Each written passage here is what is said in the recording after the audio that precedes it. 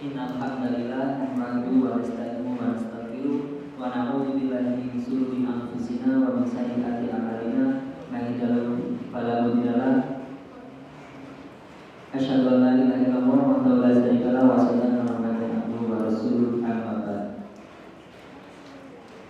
Di siang hari yang hujan rintik-rintik, marilah kita panjatkan rasa syukur kita kepada Allah Subhanahu wa taala yang telah memberikan keberkahan kepada kita lewat hujan, dan dengan adanya hujan ini tanpa menyurutkan semangat kita untuk datang ke tempat majelis ilmu, dan semoga setiap langkah, setiap tenaga ataupun uang yang kita keluarkan untuk datang ke sini bisa memberikan keberkahan di kemudian hari, dan semoga menjadi catatan amal baik bagi kita semuanya. Salawat serta salam tetap tercurahkan kepada junjungan kita Nabi Agung Muhammad Sallallahu Alaihi Wasallam yang menjadi suri tauladan bagi kita dan yang kita nantikan syafaatnya di yaumul qiyamah. Teman-teman yang berbahagia, walaupun jumlah sedikit, semoga tidak mengurangi semangat kita ya. Semangat untuk terus berbuat kebaikan. Dan di sore hari ini sedikit tema yang saya bawakan, moderasi beragama. Moderasi kalau pengerti beragama. Moderasi intinya mengambil pertengahan dalam beragama. Dan sebenarnya Islam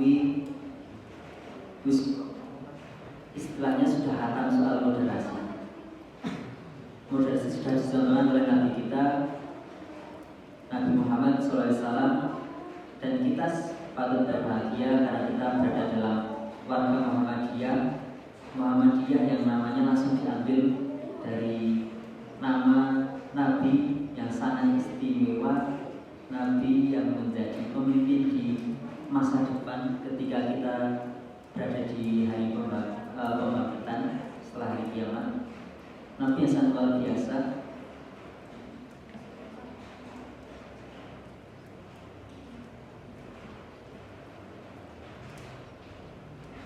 Nabi Muhammad SAW diciptakan ke dunia ini bukan hanya untuk mencerahkan hanya umat manusia, tapi seluruh alam semesta, dari kegelapan menuju ke cahaya yang terang benderang. Moderasi beragama sudah dicontohkan pada Rasulullah pada awal zamannya berdakwah.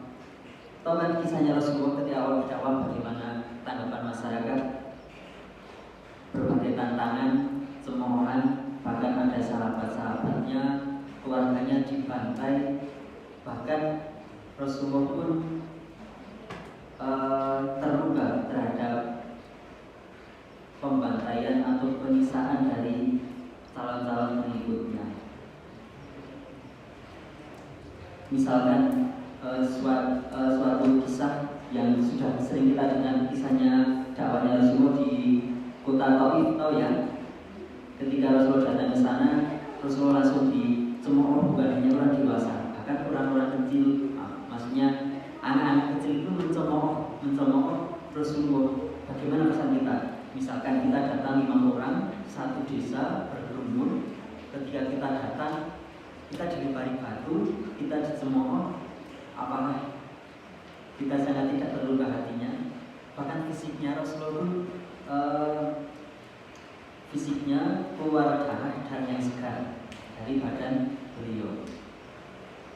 Nah, ketika terluka, ketika hatinya tersakiti, panas terik, kita kehausan, kelaparan, ada malaikat Jibril turun membantu Rasulullah. Nah, kalau kita di pos itu, kira-kira akan bagaimana dengan kita? Kita sudah diejek, sudah dilukai, dikeroyok istilahnya. Kemudian kalau kita Jibril mungkin, misalkan ada tentara satu kompi datang, dan tentara itu siap untuk bantu kita, siap untuk menghancurkan satu desa itu, membunuh semuanya sudah siap. Kira-kira apa kalau tanggapan kita? Mesti minta tolong kan, bantu lindungi saya, bantu balas dendam kepada mereka yang telah melukai saya, tapi tidak dengan Rasulullah. Ketika itu malaikat Jibril ada dua malaikat penjaga bukit atau gunung ya. Dan Jibril pernahnya kepada Rasul mengatakan, wahai Rasulullah, di sini ada malaikat penjaga gunung yang sudah siap untuk menimpakan gunung itu kepada penduduk Taif. Tapi apa alasannya Rasulullah? Tidak perlu wahai Jibril. Bahkan Rasulullah masih tetap berdoa agar dari penduduk Taif itu muncul generasi penerusnya. Begitu indah Rasulullah ketika sudah terluka, hatinya masih ada kelembutan, bahkan masih mendoakan.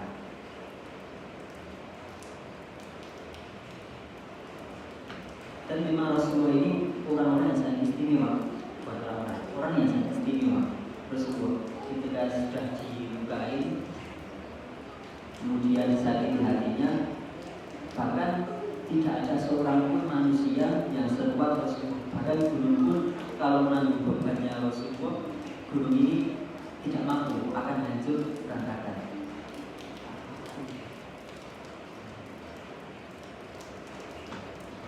Nah, di samping itu Rasulullah itu ketika ada Jibril, setelah melewati tantangan dari kota Taif, penduduk Taif yang begitu kejamnya terhadap Rasulullah, menganggap gila dan seterusnya, maka sebagai fisik Rasulullah berdoa kepada Allah seperti kamalannya budaya begini.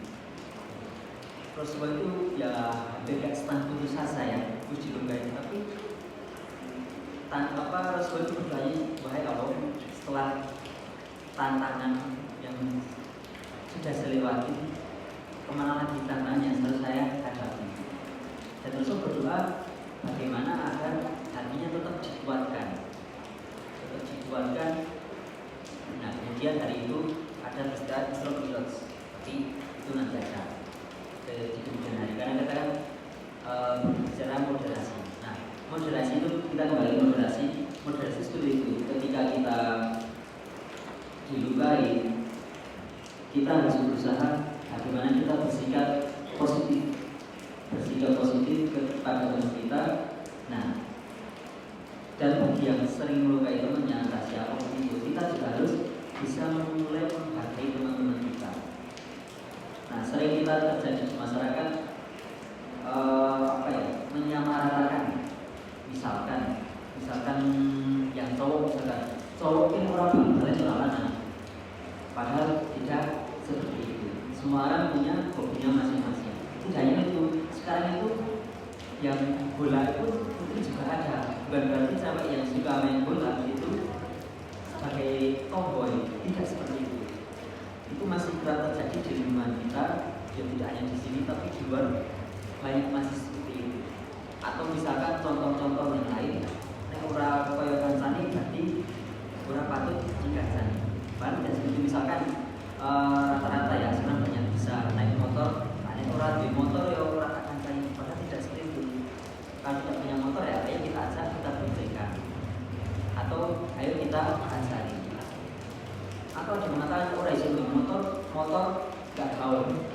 Begitu juga yang cewek indikator gaul itu bukan standar dari teman-temannya, tapi bagaimana kita menghargai dari teman-teman kita, dan kita juga mengikut sertakan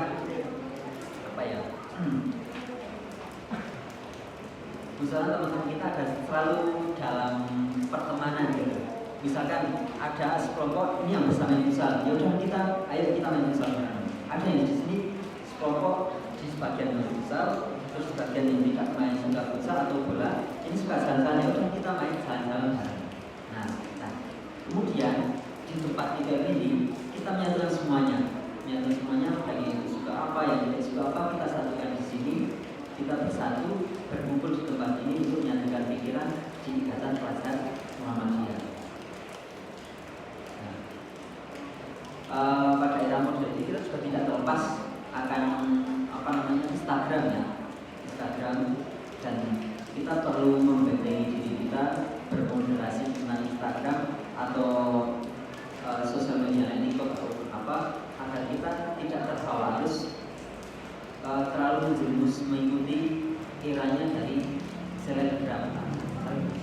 kiranya tiktokers atau selebgram. Kadang kalau kita ngikutin tren, kita sering lupa kehidupan nyata. Padahal kehidupan nyata kita ada di depan mata kita, teman kita ada di depan kita. Kalau kita mencari kehidupan sosial media tidak ada habisnya. Padahal kita perlu pertemanan yang realistis. Ketika di suatu saat ada mati listrik atau bahkan server internet down, kalau kita tidak bisa pertemanan, kita akan sulit untuk berteman.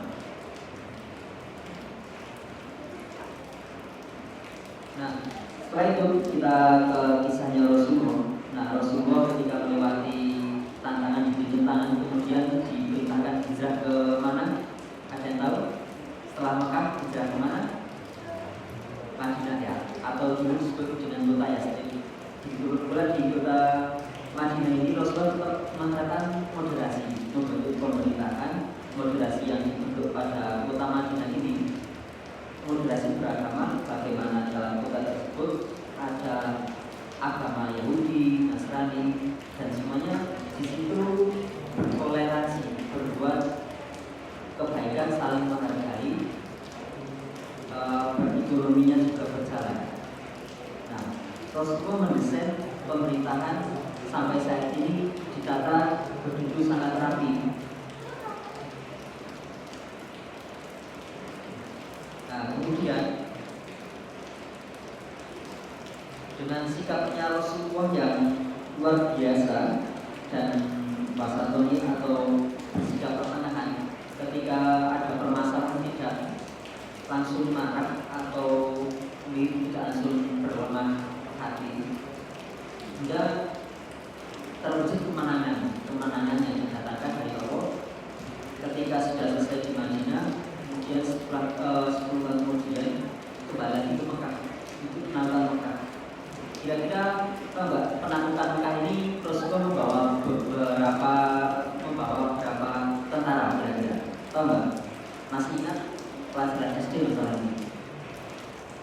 Masih ingat? 3.000, 5.000? Ya, Rasulullah membawa 10.000 tentara untuk datang ke Mekah, untuk melakukan Mekah karena sudah lama ditinggalkan, dan kota Mekah ini dakwahnya tidak berkembang begitu pesat, tidak seperti di Madinah. Nah, ketika sampai di Mekah, Rasulullah membawa 10.000 tentara yang siap untuk menggempur Mekah, menggempur penduduk Mekah. Nah, karena kalau bukan hati Rasulullah, sifat kasih sayang, penyayangnya Rasulullah dan sifat pemaafnya, Rasulullah sampai sana itu bukan menghancurkan, tapi memaafkan setiap penduduk yang ada di sana. Nah, dengan memaafkan tersebut, kota Mekah kembali lagi dilakukan oleh umat muslim sampai saat ini. Nah, begitu pula di kota Mekah, walaupun di sana masih ada Abu Jahal, bahkan Abu Jahal pun masih berusaha bertoleransi dengan Rasulullah, walaupun Abu Jahal yang sangat jahil dengan kejahatannya, dia masih berdebat tentang dengan agama sendiri. Bahkan Rasulullah maksudnya Abu Jahal itu berkeinginan kepada Rasulullah untuk bergantian beribadah. Misalkan hari ini menyembah Tuhannya Rasulullah, hari besoknya menyembah Tuhannya Abu Jahal. Dan Abu Jahal itu katanya pintar banget. Dan semua kalau sama menyembahnya cukup menyentuh patung-patungnya berhalanya kami aja. Itu sampai sebegitunya Abu Jahal untuk menarik hati Rasulullah. Karena Rasulullah itu tentu ya Nabi sudah kuat hatinya. Rasulullah tentu menolak lakum dinukum waliyati, hakim agamaku, bagi agamaku. Nah, seperti itulah moderasi ini bukan berarti membaur yang begitu mendalam. Atau ada batasan akidah, bagaimana Islam itu sudah jelas akidahnya, dan yang bukan Islam sudah jelas akidahnya. Bukan kalau ada kata-kata yang menyamakan semua agama itu sama saja, berarti itu perlu dipertanyakan. Orang-orang dahulu aja, seorang Abu Jahal yang tidak suka pada Islam juga menanyakan, kok semua agama sama itu sangat-sangat tidak logis gitu. Padahal agama itu ada koridornya masing-masing.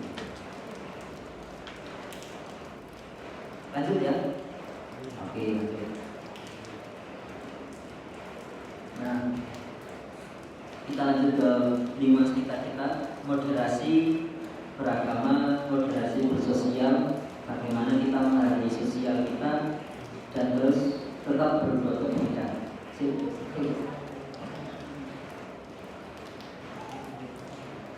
Kira-kira muncul berapa katanya? Kalau kata-kata si orang muncul langsung diingat ya, introspeksi atau introspeksi. Misalnya kata itu artinya, misalkan kata moderasi. Tak ulang lagi. Moderasi itu kita mengambil pertengahan, tidak berlebihan dalam suatu hal.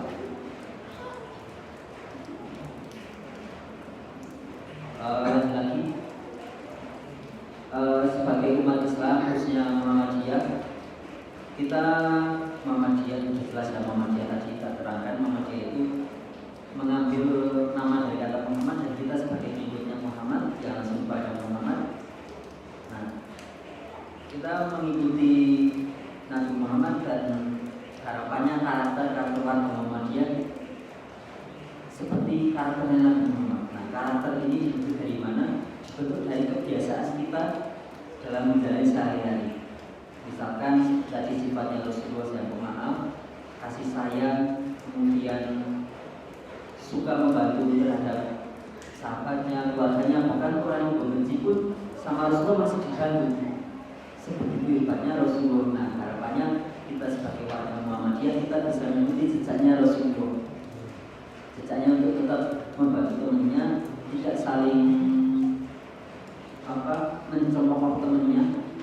Terkadang kita pun bermain, misalkan ya gurauan, cemooh itu gurauan bukan cemooh. Untuk rame-rame nggak masalah. Misalnya kayak ada teman tidak bisa naik sepeda terus diejek, kalau buat gurauan ya tidak masalah selama temannya itu mencari yang diejek itu adalah hanya gurauan saja dan tidak dimasukkan lagi. Ketika kita sudah tahu temannya ini sampai dimasukkan lagi, berarti kita sudah stop untuk menggurui guyoni konsumsi ini. Nah tujuannya itu ya konsonan ini kita pakai sing dicemooh itu tetap di konsol. Saya masih sering terjadi ada orang-orang itu yang belum pede untuk bermain dengan teman-temannya, entah itu dari dirinya sendiri atau dari orang tuanya atau masyarakatnya yang mencemooh. Nah, sebaik kita yang sadar akan hal tersebut. Nah, saya anggap teman-teman yang datang ke sini berarti ini sudah sadar untuk bersosial, pentingnya bersosial, dan semoga dari teman-teman ini bisa mengajak teman-teman harinya bermain bersama ataupun jalan-jalan bareng, makan bareng. Yang jauh, misalkan yang jauh ini suka makan bareng, teman-teman kalau suka nih jajan-jajan, ya udah temannya jajan semua jajan bareng-bareng, rombongan misalnya susu apa, udah jajan-jajan. Ataupun suka main ke tempat wisata, misalnya ke mana juga ya, ke Juprit atau Tanggi, kan? Ya udah hati-hati di sana, bareng-bareng, saling menjaga dan tidak meninggalkan di perjalanan. Itu kan salah satu bukti sosial yang sehat, saling memperdulikan sama temannya. Hal-hal yang sederhana ini suatu saat akan menjadi yang dirindukan. Umur-umur munggah kaya iki yo golek kanca sangen, kanca dolan. Wis rada aneh meneh. Tak umur selikur iki sing gampang. Terus tekan 23 balik ke Selawi iki mulai teman-teman itu mulai sibuk sendiri akan pekerjaannya ataupun meraih cita-citanya. Makanya di umur yang teman-teman ini masih belasan ini sangat nikmat sekali untuk bermain. Tidak begitu kayak bukan selain tugas ya.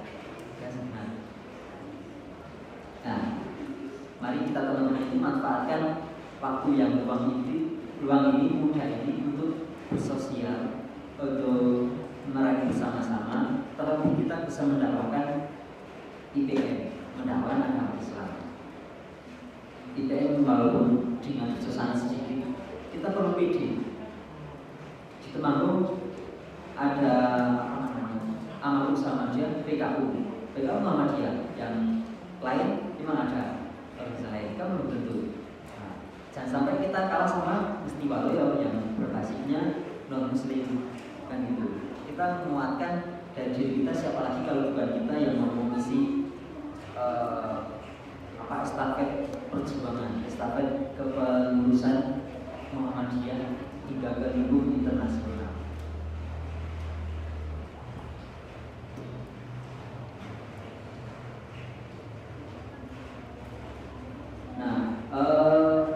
di era modern ini sekat-sekat antara perempuan dan laki-laki itu hampir tidak ada bedanya. Misalkan kalau di lingkup kita masih ada tabu ya, cewek merokok itu masih tabu. Tapi ketika kita turun sedikit ke Temanggung ini sudah mulai cewek merokok itu adalah hal yang biasa dan tidak bisa disamakan sebenarnya bahwa yang merokok hanya yang laki-laki, cewek pun ada.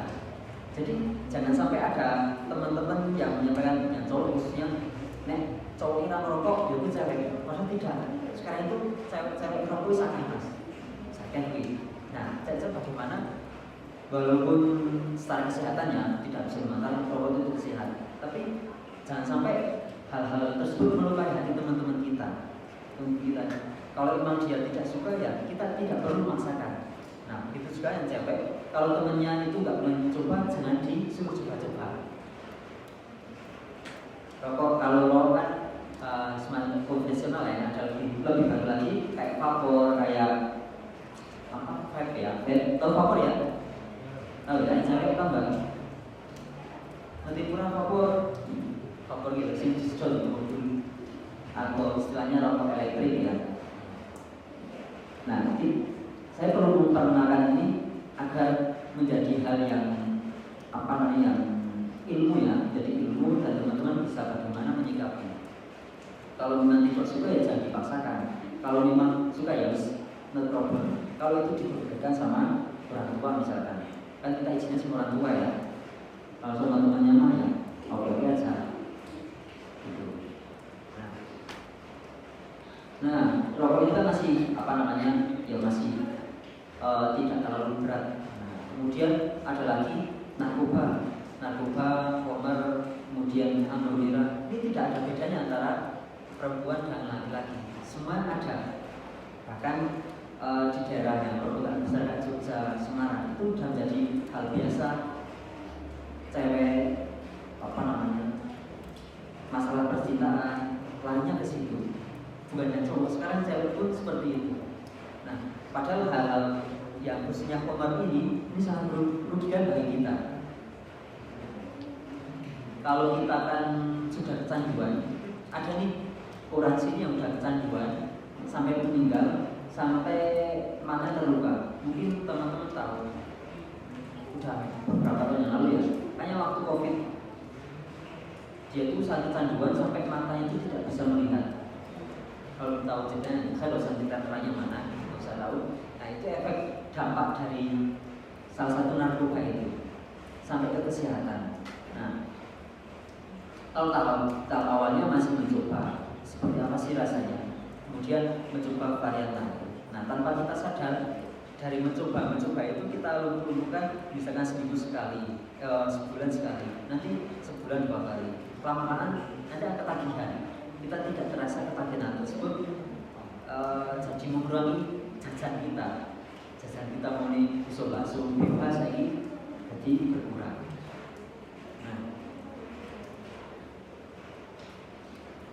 dalam Al-Quran pun ada keterangannya bahwa khamr atau alkohol itu dilarang, haram ya, tapi ada manfaatnya, tapi hanya sedikit dibanding mudorotnya. Manfaatnya itu orang kanggul, istilah itu sudah gabus dengan mudorotnya. Kalau teman-teman yang belum mencoba jangan selain mencoba. Kalau sudah mencoba, segera untuk menghentikan. Kalau orang yang pecandu itu nanti akan kelihatan kok. Kelihatannya bagaimana? Kalau teman-teman nanti ketemu temannya, ketika dia itu diajak ngobrol kan misalkan, nanti itu ada sekat, misalkan lagi tanya, temannya itu jawabnya itu ada delay. Tahu delay ya? Jeda untuk ngalamun sidik ini, tidak langsung satu jawab. Bisa ditanya, juru bulan, jawab ayo. Kadang seperti itu. Karena dan ini saya sudah membuktikan pada temannya yang ya saya tahu ada teman sekolah yang merokok, emang gitu delay untuk ya. Dan saya tahu ini dari siapa, dari bapak tentara dan pembimbing juga seperti itu. Memang kelihatan dia. Ternyata hanya dengan fisik itu sudah kelihatan. Bukan kalau matanya begitu, kadang ada merah, kadang yang enggak, tergantung kekuatan fisiknya. Kalau yang lemah fisiknya, mata akan langsung kelihatan merah kalau matanya. Tapi kalau visinya kuat, mata itu belum tentu. Nah tapi dengan kan alkohol itu kan menyerang saraf ya, sarafnya jadi otaknya itu kayak agak kena gitu. Begitu juga dengan pil. Nah pil ini kan lebih murah, tapi pil ini kan obat yang seharusnya tidak dimasukkan dalam tubuh. Nah ketika dalam medis kita sudah kebiasaan minum obat-obatan, entah itu obat akupa atau obat apa yang sedikit obat, nanti kita akan kecanduan obat tersebut. Bahkan dosis-dosis obat yang ada di rumah sakit tidak ada lagi. Dalam artian kita sudah sakit, tidak ada obat lagi untuk menyembuhkan, dan proses penyembuhannya akan lebih lama lagi. Itu dampaknya dari obat-obatan, entah itu obat yang anjuran dokter, bahkan apalagi obat yang tidak ada anjuran dokternya, atau kita sebut sebagai pil. Nah, pil-pil ini kadang ada pedagang yang nakal. Pedagang yang nakal itu menyelipkan pil itu ke dalam makanan, ke dalam permen, khususnya permen-permen yang tidak ada logonya atau sertifikat halal. Logo halal tahu ya logo halal. Dulu halalnya itu berbentuk lingkaran warna hijau, sekarang itu kayak wayang gunungan. Sekarang malah lebih sulit terlihat. Halal itu kayak gunungan, biasanya warna putih, enggak warna putih, warna gunung, atau tergantung kemasan kayak gunungan. Atau gunungan ya, gunungan wayang, nah, seperti itulah. Nah teman-teman perlu ketahui bahwa apa yang kita konsumsi, kita cek dulu kehalalannya. Apalagi produknya itu produk yang baru atau tidak familiar. Kalau produk yang familiar, misalnya kayak roti Pacimas, roti apalagi ya, roti sayur roti kan familiar, sudah tren di mana-mana. Minuman-minuman kayak Izo, minuman Floridina, kan sudah tren di mana-mana. Aqua dan mineral. Nah, kalau ada produk baru yang sekiranya tidak familiar, kita perlu cek. Misalnya ada minuman varian baru apa nih di Alfamart di Maret, misalnya kayak apa sih, Gizi atau Oci gitu. Nah yang kayak Jepang-Jepang kan perlu dicek. Nah ada lagi dalam belajar juga tentang kehalalan produk. Kalau produk itu mengandung nama kayak bir, terus ya kalau ada nama bir atau nama-nama suatu yang diharapkan kayak bir, kemudian babi, kemudian setan, itu ke dalam itu tidak lolos tentang kehalalan. Karena produk itu selain bahan yang dikandungnya juga namanya tidak boleh mengandung nama-nama setan atau nama-nama hal-hal yang diharapkan. Jadi seperti itu. Kemudian apa yang saya sampaikan, intinya kita moderasi, bisa menghargai teman-teman kita yang kelihatan kok tidak punya teman, mari kita diajak untuk ditemani. Dia sukanya apa sih? Yang pertama kita supaya sadar ya. Jadi sadar semua. Sadar dia sukanya apa? Kita mengalah dulu teman kita ini sukanya apa sih? Misalkan sukanya makan, ya udah. Kita awal pertemanan, ayo kita ajak makan bakso bareng misalkan. Atau dia sukanya jalan, ya kita jalan bareng. Atau kalau dia sukanya misalkan kayak tongkrongan, ya kita nongkrong atau ngapain. Karena perlu seperti itu mendekatkan agar mengetahui satu sama lain. Kira-kira teman-teman yang kumpul kawan tadi seneng kurang? Ya, kumpul seneng tau. Misalnya seneng musik-musikan, kejenjengan seneng kurang? Besok kita pulang ini, wah seneng tau. Menyanyi bareng, galau bareng kan asik ya. Nah, kadang lucu-lucu teman-teman galau jadi kan jadi rame.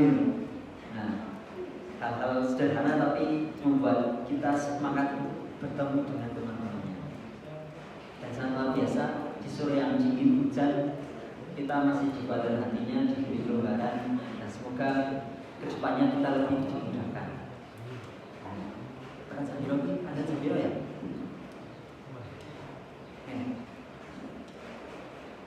Ya lanjut ke bentuk musik ini. Lanjut ya. Terus ada cek dulu, cek siji. Siji aja cek. Keren mana ya?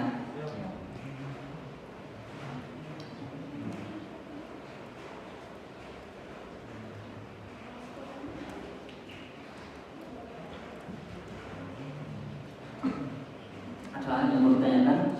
Ada kira-kira? Ada yang ditanyakan? Atau sambil kita berpikir, kira-kira kita bercek deh teman-teman kita yang saya sebutkan tadi, misalkan kayak teman-teman yang belum sering berteman, kira-kira siapa? Kita perlu mengingat teman kita, atau teman-teman yang kiranya sedang sakit hati atau terlibat dalam narkoba, kita perlu mengingatkan teman kita, teman-teman kita agar kembali ke jalan yang benar. Gimana? Rejim? Ya. Sementara monggo teman-teman yang di luar bisa membawa masuk sambil menunggu masuk. Yuk kita ingatkan teman-teman kita yang kiranya kesepian, tidak ada temannya, mari kita temenin. Atau kira-kira teman itu kok masih berlebihan dalam apa? Misalnya berlebihan kok mengatai teman-temannya, mari kita juga ingatkan. Mengatai teman-temannya mencoba terlalu berlebihan, kita juga ingatkan. Itu siapa? Kan pertemanan itu menjadi teman yang solid.